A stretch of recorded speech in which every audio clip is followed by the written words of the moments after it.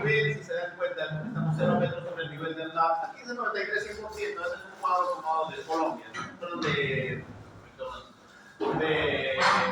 Cayetano.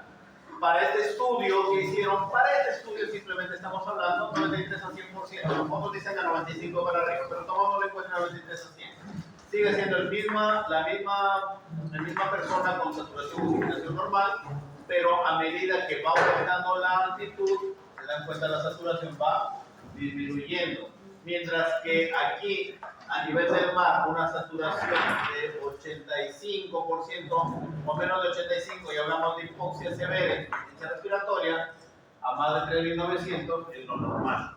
Entonces, siguiente concepto, hemos hablado, repitiendo los primeros minutos de esta clase, la FiO2 es constante independientemente de la altitud, lo que varía es la presión parcial y la presión atmosférica, la presión barométrica. Y la saturación variará dependiendo de la zona en la cual esté.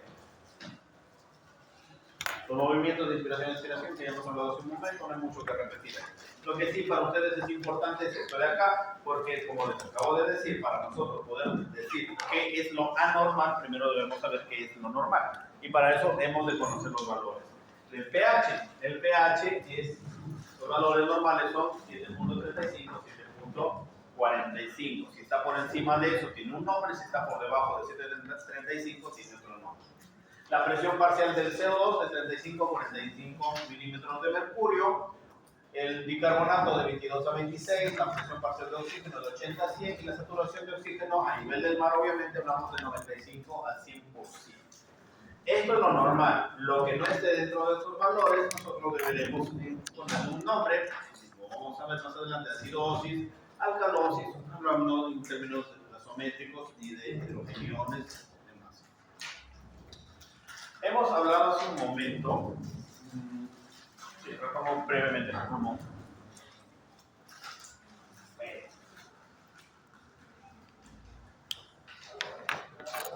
para entender eso ahí.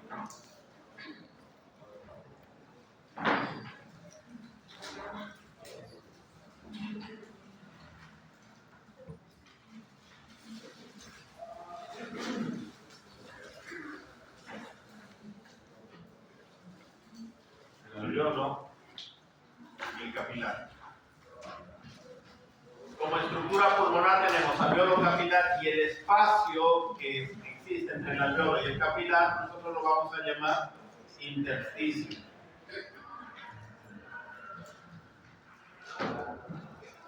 Entonces, básicamente este intersticio o este nivel es lo que nosotros lo conoceremos también como la membrana alveolo capilar. Como le dice la membrana alveolo arterial. Para que el oxígeno, siendo un gas, deba pasar de un lado a otro, y el CO2 deba pasar igual de un lado a otro, deberá atravesar la membrana alveolo arterial, alveolo capilar. Una pregunta por lógica. ¿Esta membrana, si es gruesa, facilitará el intercambio gaseoso? ¿Qué le conviene al sistema? ¿Qué le conviene a mi aparato respiratorio? ¿Que esta membrana sea bien delgada o sea bien gruesa? Delgada o gruesa. Mientras más delgada, más fina sea, más rápido es el intercambio gaseoso. Eso es una difusión simple, biología básica. Difusión simple y difusión facilitada. La difusión simple es el movimiento de una molécula a través de una membrana de mayor gradiente a menor gradiente. Lo mismo es aquí, de donde hay más a donde hay menos, de donde hay más a donde hay menos, pero siempre atravesando una membrana. Esa membrana deberá ser una membrana bien delgada. Entonces, ¿qué pasa si la membrana se engruesa?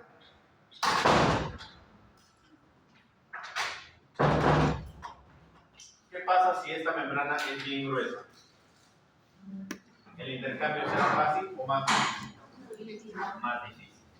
Además, a esto yo he de decir que mientras mi área de intercambio gaseoso sea mayor, si tengo 300 millones de alveolos funcionantes, es más fácil a que funcione, ¿sí? A que yo tenga 100 millones de alveolos o a que tenga 700.000 alveolos funcionantes.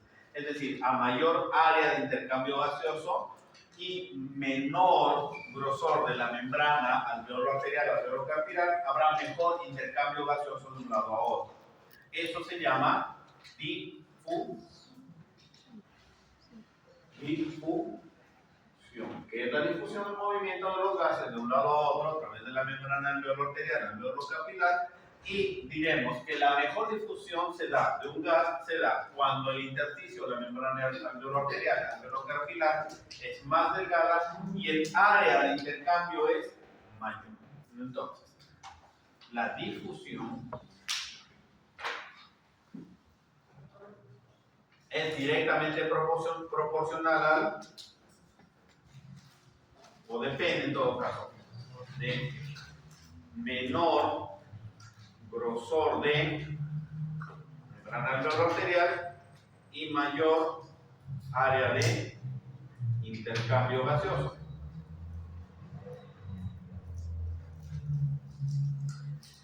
Esta propiedad de la difusión que mejora a menor grosor de membrana alveolar arterial y mayor área de intercambio gaseoso tiene un nombre.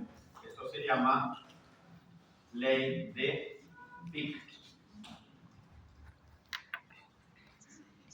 ¿Qué es la ley de Fick? La ley que me menciona que el intercambio gaseoso de un gas, obviamente, de un lado a otro de la membrana alveolar arterial es más fácil en medida que el grosor de la membrana alveolar arterial es más delgado o es menor el grosor y el área de intercambio gaseoso es mayor. ¿Y por qué se relaciona este gráfico con lo que estoy manifestando ahí? Por lo siguiente, centrémonos en el oxígeno. El oxígeno en un lado va a haber mayor concentración que en otro lado. Entonces, aquí el oxígeno va a tener una determinada presión. Presión alveolar de oxígeno. Y a nivel de la sangre, yo voy a tener otro tipo de presión. La presión capilar, o si quieres, arterial de oxígeno. Entonces, hemos hablado que para que pasen de un lado a otro debe ser de una mayor gradiente a menor gradiente. Y será, pues, por lo tanto, porque atrás no me lo voy a bajar.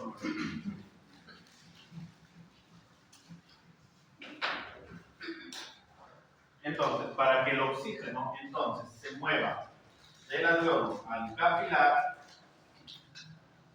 debe pasar de aquí a aquí. Aquí hay una presión alveolar y aquí hay una presión arterial. Por lo tanto, para que exista un buen movimiento debe haber una diferencia entre la presión de un lado con la presión del otro lado. Esto es una diferencial, o en términos matemáticos también se conoce como gradiente alveolo arterial. Es la diferencia de las presiones del oxígeno entre el alveolo y la arteria a través de la membrana alveolo arterial, alveolo capilar. ¿Sí? Es simplemente una diferencial, una resta, pero que ven ahí en el gráfico. Nada más. Entonces eso facilita, doctor, calcularla. Realmente es fácil siempre y cuando tiene las variables. Es un ejercicio matemático sencillo. ¿Y por qué me sirve este gradiente alveolar arterial? Porque la gradiente alveolar arterial de todos los marcadores que vamos a ver en el tema de insuficiencia respiratoria, cuando lleguemos a ADA, que es lo que vamos a ver más adelante, hay un montón de variables. ¿Quién ha visto? ¿Cuántos de ustedes ya han visto un ADA? Si lo saben interpretar, excelente, pero quiero preguntar cuántos han visto resultados de ADA, en un hospital, en su práctica. ¿Han visto en computadora o los han visto en el papel? Parece una tira de los cuando se van al supermercado y compran, ¿no? Un montón de numeritos. Pero no interpretas todos los numeritos, ves uno que otro, que son los más importantes. Y entre ellos, algunos AGAs te dice el valor de ese gradiente alveolar arterial. Se representa como AADO2, alveolo arterial. ¿Qué significa ese gradiente alveolar arterial? Me dice qué tan exitoso es el intercambio gaseoso.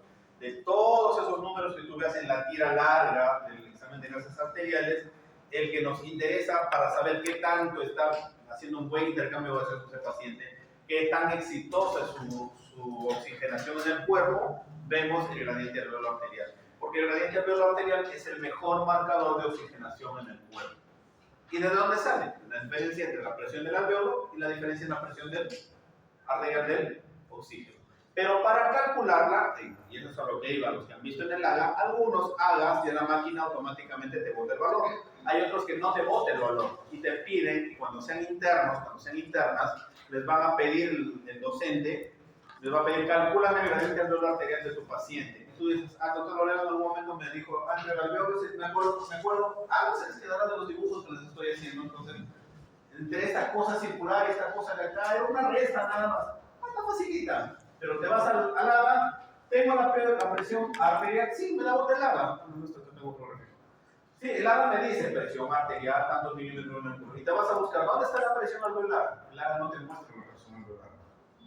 Entonces tú tienes que calcular la presión alveolar. Y para que calcules la presión alveolar, el ADA sí te da valores. Y esto no tienes que romperte la cabeza, simplemente hacer un proceso matemático sencillo.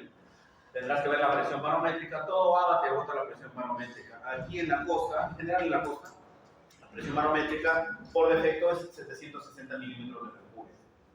Si te vas a otros sitios, las máquinas ya vienen calibradas de acuerdo a la altitud en la que trabajas y ese valor está en el ADA. Entonces, cuando te pidan calcular el gradiente alveolar arterial, de repente se me ocurre a mí haber puesto en su examen por ahí calcule el gradiente alveolar arterial, quizás, no lo sé. Entonces, quizás hasta por ahí he puesto la pregunta número 7, no lo sé. Entonces, el gradiente alveolar arterial se calculará con una resta simple entre la presión alveolar de oxígeno y la presión arterial.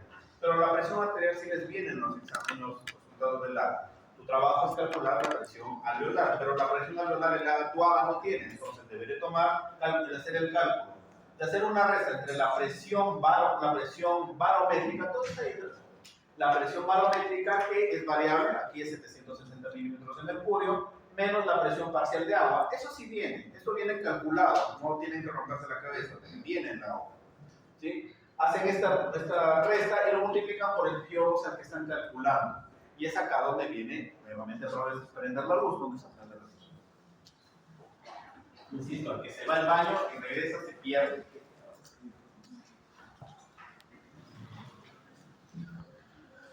Más o menos se entiende todo lo que estoy hablando como 2 horas. Sí. Algo se quedará. Y si no, otros ciclos se multiplicado por el FiO2. FiO2 es la fracción inspiratoria de oxígeno. En ambiente, cuando hemos quedado que es el FiO2, 21%. Esto es en ambiente. Ya hemos explicado y recordado de dónde sale ese 21%. ¿Han visto ustedes ya en sus rotaciones? Antes teníamos que han estado rotando haciendo práctica de ejercicio. Una sola persona. Cardio y demás. Entonces, en cardio, sobre todo, habrán visto pacientes en emergencia, quizás en sus hospitales, con oxígeno, con cánula binasal, habrán visto con sistemas Venturi, habrán visto con unas máscaras de reservorios. Habrán visto en las emergencias. Entonces, cuando utilicen cánula binasal, se ven se colocan. La cánula binasal, esa bigotera, sencillita, tiene acá la nariz, eso viene en litraje, viene de 1 litro, 2 litros, 3 litros, 4 litros, 5 litros. Ese es su tope. Algunos libros lo suman hasta 6, pero realmente es hasta 5 es el tope. Significa que tú como paciente lo tienes cuando seas interno, cuando seas interna, y el médico o el residente que está acá los tuyos te dice, pucha, doctor, le dices, el doctor, el paciente está que satura abajo, está con cánula, ya sube a 10 litros. Pero tu residente es el que asume que tú sabes cómo utilizar los sistemas de oxigenación. Entonces regresa, doctor, ya le subí, sí está en 10 litros, pero está con la cánula binasal. No le estás dando nada. ¿Por qué? Porque la cánula binasal tiene un tope de 5 litros. Y partiendo del punto 21%, la aritmética es sencilla. Más 3, o sea, acá cuánto es el FiO2 con cánula binasal a 1 litro.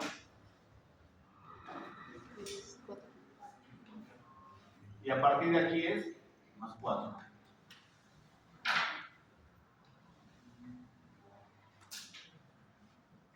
A 2 litros por cánula binasal. Se me ocurre que la pregunta 7 yo les haya puesto, ¿no? Paciente de tantos años de edad con cánula binasal a 4 litros. Calcule su gradiente alveolar, su presión alveolar de oxígeno con los siguientes datos. No les di el FiO. Pero de repente en la pregunta 7 les he puesto con 4 litros. Pero el doctor Loredo me dijo el 21%, solo para el primero, para el cálculo de 1 litro le sumo 3 puntos. Entonces, 1 litro va a representarme el FiO del 24%. Y a partir de ahí sumo 4, 4, 4, 4. Es decir, a 2 litros, ¿cuánto será el FiO2? Al siguiente. Al siguiente. Y el siguiente. Esos son los FIOs.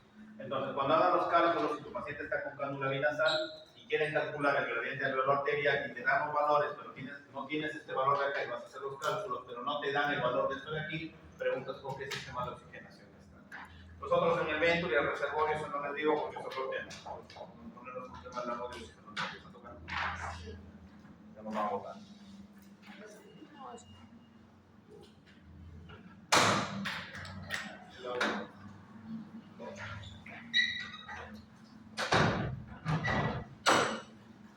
¿Se entiende?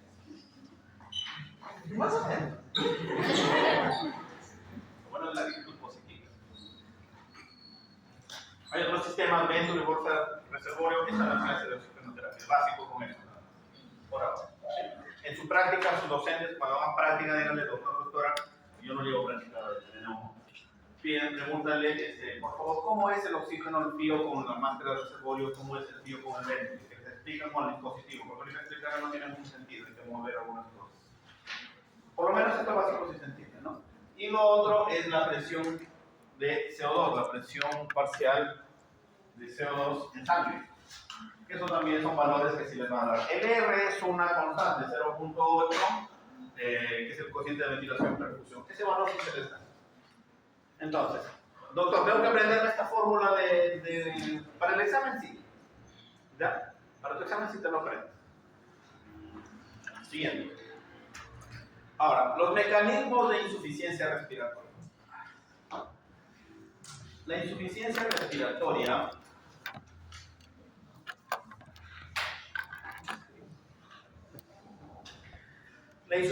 respiratoria como de todo lo que hemos estado hablando, que algo se entendió más que otras cosas, hemos dicho que, y repito, me gusta cada rato repetir para no perder la secuencia de dónde estamos.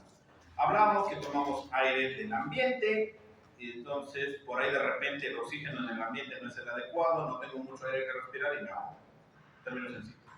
O si tengo harto aire, harto oxígeno, pero algo en mi caja torácica no está bien y no puede entrar bien el oxígeno. Entonces por ahí también tengo un problema. O de repente el aire está bien, mi caja torácica está bien, pero el alveolo está mal. Entonces por ahí tengo mucho problema. O el aire está bien, mi caja torácica está bien, mi alveolo está bien, pero no me está llegando sangre al alveolo. Tengo otro problema. Entonces, si se dan cuenta, los mecanismos de insuficiencia respiratoria se estudian dependiendo del nivel en el cual puede estar la afectación. Empecemos con el más fácil de todos. Hoy día está, imagínense en el día de su titulación, doctores, doctoras, ya tienen su sello recién estrenadito y se van al sorteo del serum y les toca hacer su serum a 4.500 metros sobre el nivel del mar. Un libro de $7,000. Unos bonos, un promedio de unos 9 a 10 mil soles al mes. Sí vale la pena, ¿no? Obvio. Chao papá, chao mamá, chao hermano, chao familia. Volveré en mi Lamborghini. Agarras tu postal y te vas a tu puesto. Hoy día en Chiclayo cogiste tu avión, llegaste a tu puesto de salud y a las 2 horas ya estás con oxígeno tirado. Yo esa.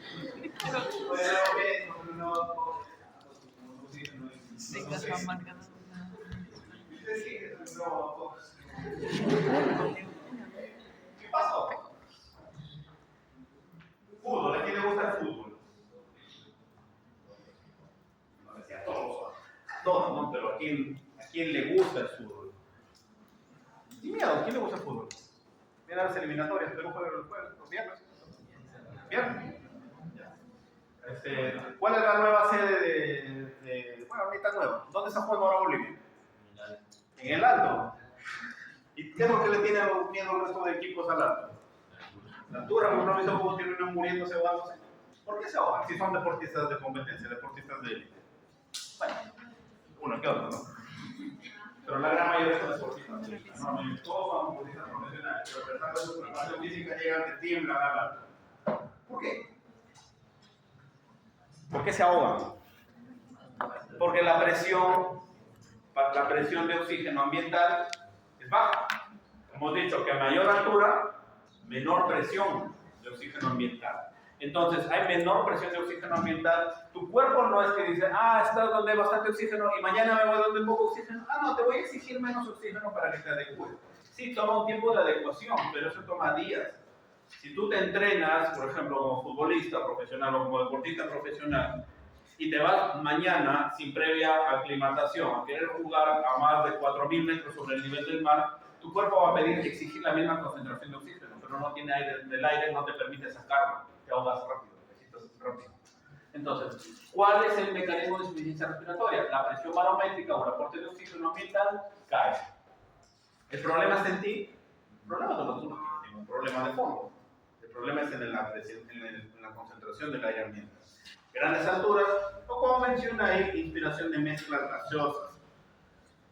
Por ejemplo, ¿no? Zonas de quema, zonas de incendios, zonas en las cuales, bueno, los carros ahora ya no, los carros antiguos podían tener ahí alguna fuga de tubo de escape y el interior del carro se podía llenar de monóxido de carbono y se termina respirando monóxido de carbono. El monóxido de carbono termina desplazando el oxígeno, tiene una afinidad de aproximadamente 300 veces más por la hemoglobina que por el oxígeno y obviamente al desplazarse va a ser depresión respiratoria. Conclusión, el primer mecanismo de insuficiencia, por si acaso la palabra hipoxemia, y les hago la acotación porque uno tiene una pregunta, no sé qué más la insuficiencia y ahí lo de hipoxemia. Ya.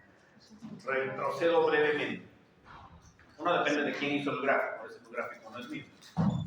Pero hay que entender algo. Dos conceptos, hipoxia y hipoxemia. ¿Qué es la hipoxia y qué es la hipoxemia? Hipoxia es un concepto más tisular. Hipoxia. Hipoxemia es un concepto gasométrico a lo largo. Es lo primero que quiero que entiendan. A nivel respiratorio hablamos de hipoxemia. A nivel de tejidos hablamos de hipoxia. Eso quiero que les quede claro. Hipoxia y hipoxemia no es lo mismo. Nosotros ahorita hablamos de hipoxemia. Entonces, la hipoxemia, como hemos dicho, que el oxígeno normal, la presión a nivel del mar, como hacemos ahora, FiO2 ambiental, es mayor de 80 milímetros de mercurio, del PO2, 80 a 100. De 80 a 70, algunos le llaman hipoxemia leve, de 70 a 60 hipoxemia moderada, y menor de 60 le llaman hipoxemia severa, o otros le llaman, unos que otros. El término común es insuficiencia respiratoria. ¿Sí? Entonces, cuando ven el término hipoxemia, básicamente el autor de este texto se estuvo refiriendo a esos niveles de oxigenación. No estamos hablando en general de insuficiencia, ¿sí? Para hacer la aclaración del verbo. Entonces, el primer mecanismo de insuficiencia respiratoria es la disminución de la, aunque ahí dice FiO2, y también aclaro eso, es la PiO2, la presión inspiratoria de oxígeno, no la FiO. Aunque en algún momento ustedes quizás se vayan a cruzar con algún texto, lo encuentren en internet, dice disminución de la FiO no disminuye, lo que disminuye es la PiO2, la presión inspiratoria de oxígeno. Hipoventilación alveolar. Esto ya no voy a darle tanta vuelta, ¿por qué? Porque toda la explicación de esto es la hora y media que me tiré acá en la pizarra, hablando. Entonces, hemos hablado del primer problema, es en el ambiente. El segundo problema, el ambiente todo está ok, estoy respirando bien, perfecto, pero hay algo que evita que el oxígeno llegue a mis alveolos para el intercambio adecuado. ¿Cómo qué? Les pongo un ejemplo. Me pasó cuando recién estaba haciendo mi residencia. Nosotros en neumología hacemos procedimientos invasivos, así como los gastros hacen sus endoscopías, los neumos nosotros hacemos broncoscopías, que es básicamente sedar al paciente, ingresar una caña a través de la boca y llegar hasta el pulmón la zona afectada para hacer procedimiento. Pero obviamente ustedes que prefieren que hacerlo despierto, que lo duermo un poquito para que no se acuerden.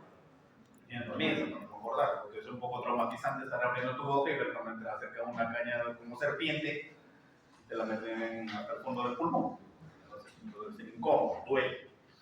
Para eso nosotros utilizamos algunos anestésicos. En algún momento a mí me pasó, gracias a Dios no llegó a mayor complicación, que le colocamos sedante, ¿no? Le colocamos midazolam, le colocamos propofol, pero de todos dos, el que más depresión respiratoria te hace es el propofol. Significa que si no le das la dosis adecuada, eso le va a pasar a los que ustedes en algún momento dan anestesiología, porque de que les va a pasar, y no está mal, sino que así se aprende. Si tú le colocas demasiado sedante a un paciente, puedes deprimir su centro respiratorio. Entonces, este paciente se le colocó propofol, marcaba lo hacemos con un monitoreo de signos vitales, saturación 98%, frecuencia cardíaca de 70, lo básico, una respiración. Colocamos el propofol, vamos a empezar el procedimiento y de repente el monitor empieza.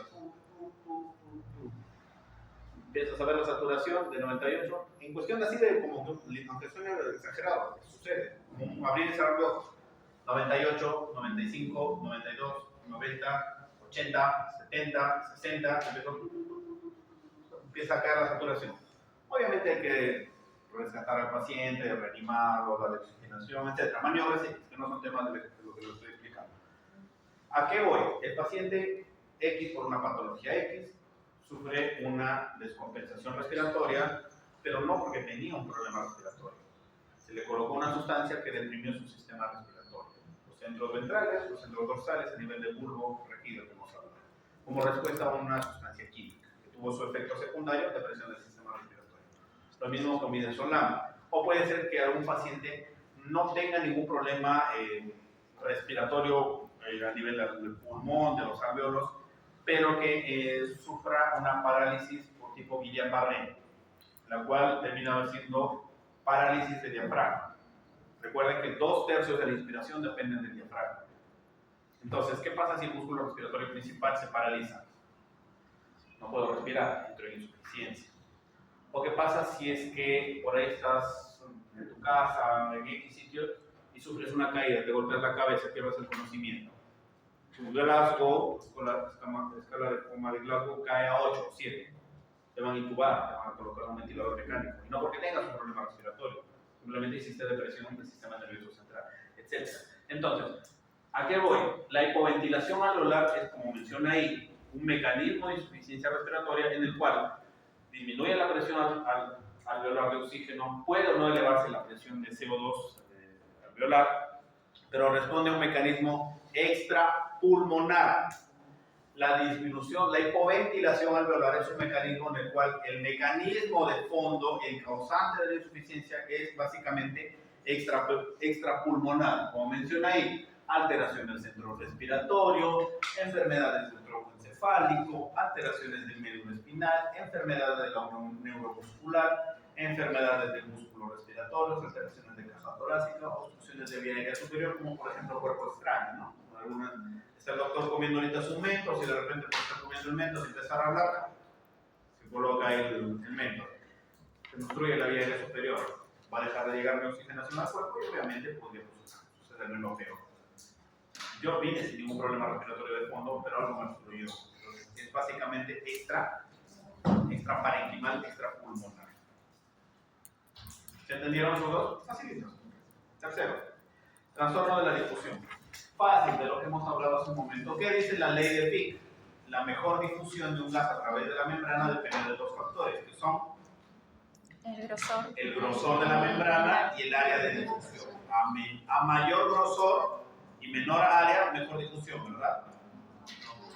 No, a menor grosor y mayor área, mejor difusión. Por lo tanto, ¿qué pasa si altero el grosor? Esas dos variables o por lo menos una. Ejemplo, tengo un paciente con fibrosis pulmonar, un paciente en el cual el intersticio, ese espacio de la membrana alveolar arterial, en lugar de ser un espacio delgado, se llena de colágeno, se llena de fibroblastos, se hace gruesa. El transporte de oxígeno y de CO2 de un lado a otro de la membrana será más fácil. No, hemos engrosado la membrana alveolar arterial. La difusión es lenta, la difusión es prácticamente inexistente. Entonces, el proceso en el cual se incrementa la separación física del gas y la sangre, que dificulta la difusión entre ambos. Fibrosis pulmonar, neumonía intersticial, enfermedades del tejido conectivo. El daño está a nivel de la membrana. En el anterior estaba básicamente en cómo llega el oxígeno y en el previo estaba a nivel ambiental. El cuarto mecanismo, alteración de la relación BQ. Pues ahí están las zonas de hueso, lo que hemos estado hablando. Eso ya no voy a repetir porque ya lo vimos en su momento. Entonces, en la relación de la ventilación-perfusión, hemos de saber que la alteración de la ventilación-perfusión es el mecanismo más frecuente de causa de insuficiencia respiratoria en la práctica clínica.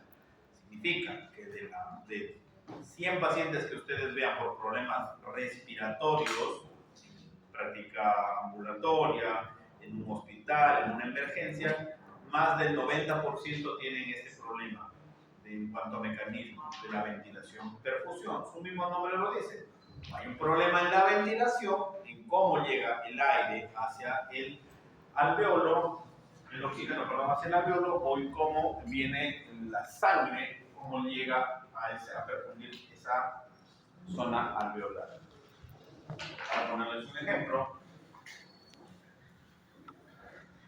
un alveolo, un capilar. Entonces, ¿qué pasa si el problema en esta unidad, según yo, esto es una vía de conducción, y según yo, esto es un alveolo? ¿Qué pasa si el alveolo pierde, le metes mucho oxígeno y se pierde por lo tanto el nitrógeno? ¿Qué pasará con ese alveolo? Colapsa. Entonces, al colapsar, simplemente no hay alveolo. Así de fácil. No hay alveolo, se colapsó, o simplemente puede que haya en alguna zona atelectasia o se rompe, hace enfisema. En ambos extremos, eso detallito ya lo vamos a ver en las patologías. En cualquiera de los dos extremos no hay alveolo, así de sencillo. Si no hay alveolo, no hay por dónde se intercambia el oxígeno. Y eso multiplícalo por millones de alveolos. Entonces, ¿dónde es el problema? ¿En la ventilación o en la perfusión? En la ventilación. Punto 1. Fácil. Punto 2. Vuelvo a hacer el etnográfico.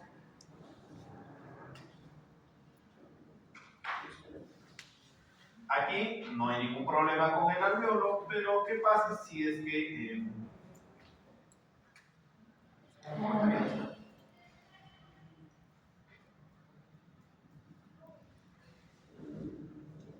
estamos en vía de conducción? ¿Qué pasa si se obstruye la vía de conducción? No hablamos de la obstrucción de cuerpo extraño que hemos hablado hace rato, no hablamos de vías aéreas pequeñas. ¿Qué pasa si se disminuye la luz, el espacio por donde tiene que pasar el oxígeno y el CO2? Hay obstrucción de la vía de conducción. Si hay una obstrucción de la vía de conducción, el movimiento de gases va a ser ineficaz, va a ser pobre. Entonces no va a llegar la oxigenación adecuada al alveolo y por lo tanto la ventilación va a ser inadecuada. Ejemplo. Asma. Ejemplo.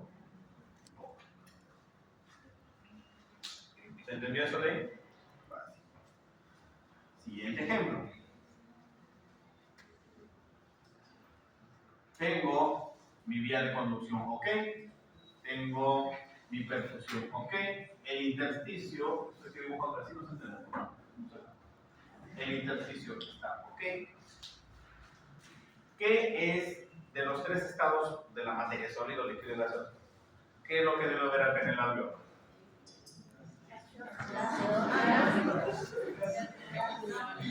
La de sueño,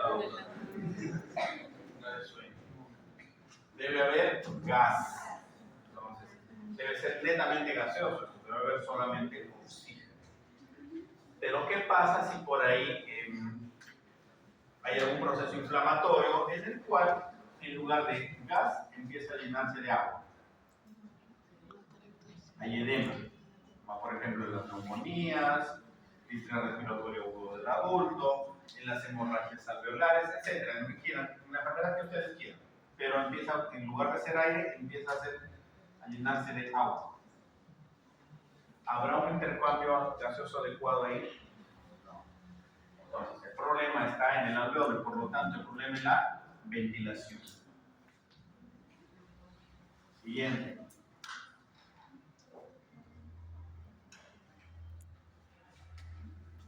Tengo el alveolo. Ok. La vía de conducción ok, alveolo ok, intersticio ok. Y por ahí tengo a mi paciente. Les pongo un caso real, que pasó en mi servicio. Pero eso no me pasó. Pero sí pasó en mi servicio. Paciente, la historia es larga, pero vamos al caso sencillo. Un paciente que viene por una enfermedad pulmonar se hospitaliza en mi servicio. Lo tenemos, bueno, en guardia en mi servicio lo hacemos guardia nocturna, pero lo reporta un paciente que está con ustedes y yo, después de un X procedimiento, sentado tranquilo, un mayorcito, creo que tiene un señor algo de 70 y tantos años, pero tranquilo. Lo dejo ahí, le pasamos visita. Señor, mañana posiblemente se vaya de alta, y ese es el plan, 1 o 2 días más y se va de alta. Perfecto. A Al otro día venimos y lo encontramos con máscara verde, el señor. ¿Qué pasó? Eso sí, hace 2 meses. ¿Qué pasó? Preguntamos a enfermería y nos reportan las enfermeras que el señor en la noche, es un señor que ha estado mucho tiempo postrado en cama, pero poco a poco empieza a movilizarse, se sienta más o menos, nos reporta la enfermera más o menos a la medianoche, está sentado el señor, se levanta al baño, que está como de acá hasta la puerta, regresa, se cuesta en su cama y así de la nada empieza. Brusco. Y el monitor empieza a mostrar lo mismo, 90, 89, 87, 85, 80, y la taquicardia empieza a 110, 115, 130. Brusco. ¿Qué creen que le pasó? No se cayó. ¿Alguna idea? Yo entiendo que ahorita si no tienen la idea, no. ¿Alguna idea? Tromboembolismo pulmonar. Tromboembolia pulmonar. Es una muy buena opción y es justamente lo que le pasó al paciente. Una tromboembolia pulmonar submasiva. Submasiva significa que agarró un coágulo y se metió uno de los más grandes vasos. ¿Ya? Entonces, si yo tengo una circulación y tengo un trombo que viaja, el señor luego le hicieron su ecodoppler de miembros inferiores y encontraron obstrucción de las venas profundas, venas del sistema profundo de miembros inferiores. Hizo tromboembolia, un coágulo se desprendió y en lugar de ser cerebro se metió el pulmón. ¿Qué pasa? Tengo adecuada vía de conducción, bien con el alveolo, bien con el intersticio, pero se mete un coágulo a medio camino. No hay sangre, no hay fluido. Se obstruye la perfusión. ¿Con quién va a ser el intercambio de gases? No hay con quién. Y esto multiplícalo por muchas millones de unidades, obviamente, estos son sus gráficos. Entonces, eso es lo que representa aquí. El mecanismo más frecuente de hipoxemia, en este caso insuficiencia respiratoria, BQ alto, BQ bajo. Yo no le voy a preguntar cuál es BQ alto y BQ alto, porque eso es un criterio del autor de ese gráfico. Lo que quiero es que me entiendan los ejemplos. Tromboembolismo pulmonar, compresión vascular extrínseca, subtensión alveolar, atelectasis, crisis de asma, bronquitis, neumonía, enfisema, fibrosis. Bueno, fibrosis más de difusión. Neumotórax, edema pulmonar, disfria respiratoria. Pero básicamente los mecanismos, en solamente este grafiquito hemos explicado los mecanismos de ventilación perfusión. ¿Sí? Así. Y el shunt. El shunt no va a tener el gráfico. El shunt básicamente es mezcla de sangre desoxigenada y sangre oxigenada. Es más una patología cardíaca que respiratoria, en la cual ya sea, por ejemplo, una comunicación ustedes han hecho ya cardiología, comunicaciones interauriculares, hay mezcla de sangre de un lado, de derecha a izquierda, izquierda a derecha. Entonces, tenemos ahí comunicación interauricular, interventricular, portaciones aórticas, tetralogía de Fallot, drenaje venoso pulmonar, transposiciones de grandes vasos. Son básicamente mecanismos propios de las patologías cardíacas, que ustedes ya bien habrán visto en su rotación anterior. Acá no hay mucho que hablar con eso. Y eso es básicamente el cuadro, ¿no? Ahora, respecto a este cuadro, donde está, hacer una aclaración, porque los chicos de la unidad pasada me hicieron una aclaración que no me había dado cuenta. Aquí. En el primer lado aquí arriba, dice alteración de la difusión. Ahora, aquí están las características, que eso está bien, pero dice respuesta al oxígeno.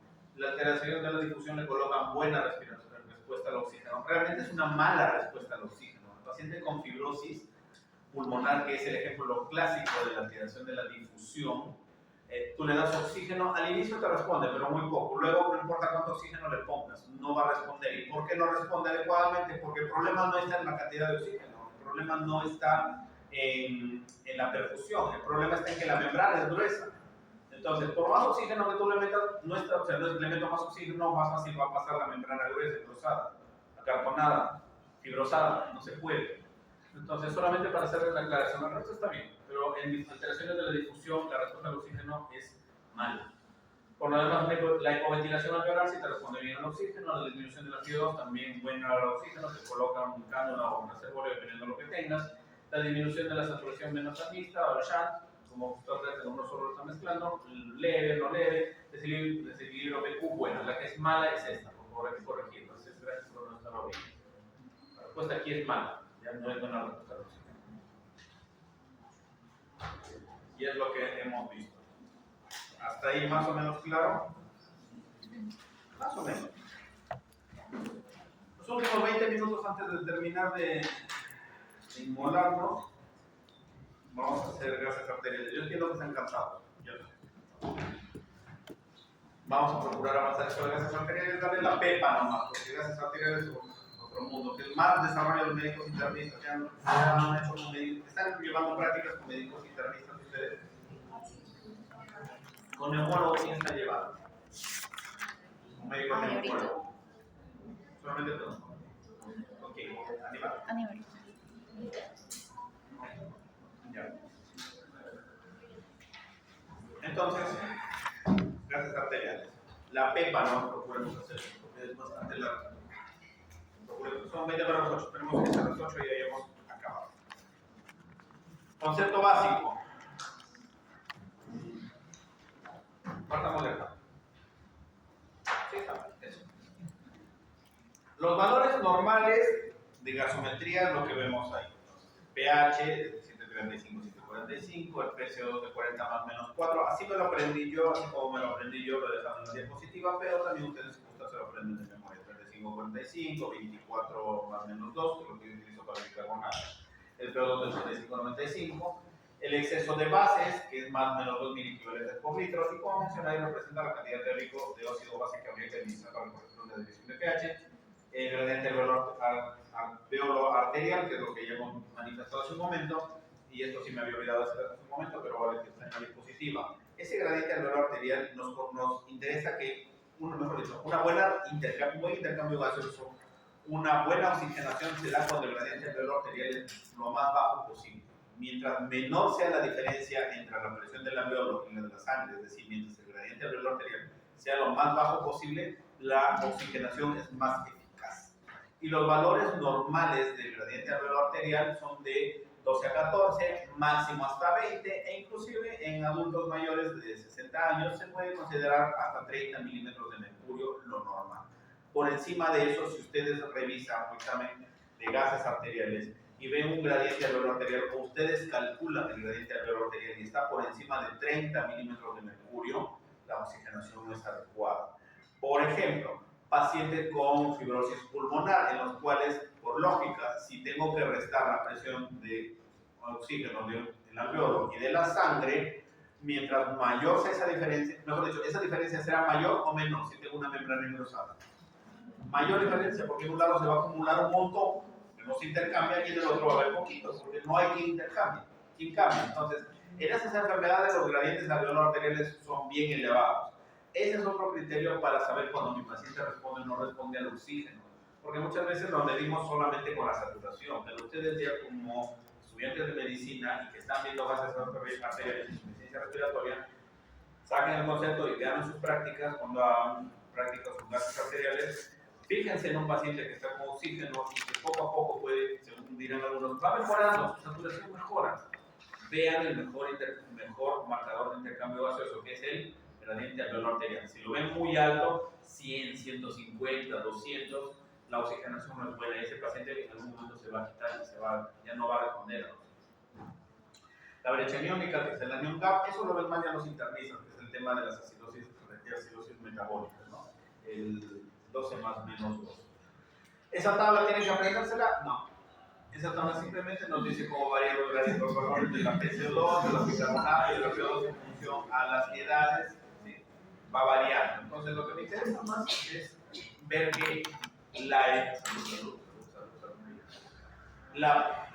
edad es un factor en el cual hace que los valores de las gradientes vayan modificándose, igual que de la presión de oxígeno, del CO2 y del bicarbonato. Entonces, a medida que voy subiendo en altitud, estas variables pueden ir cambiando.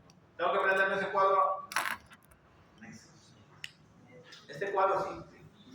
Este cuadro la mayoría de ustedes ya lo han visto y lo conocen, entonces por eso es que acá no le doy mucha vuelta, porque ya la mayoría conoce el tema de insuficiencia. Quizás hay uno que otro concepto que es lo único que vamos a hacer es reforzar, porque esto ya ustedes lo vienen viendo desde básica, desde biología, ¿no? Fácil.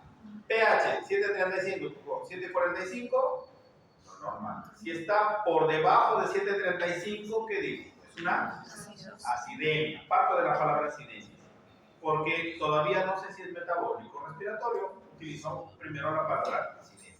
Y Y si está por encima del 7.44, otros dicen 7.45, diré alcaleno en un primer momento. Entonces, mi primer paso será ver el pH.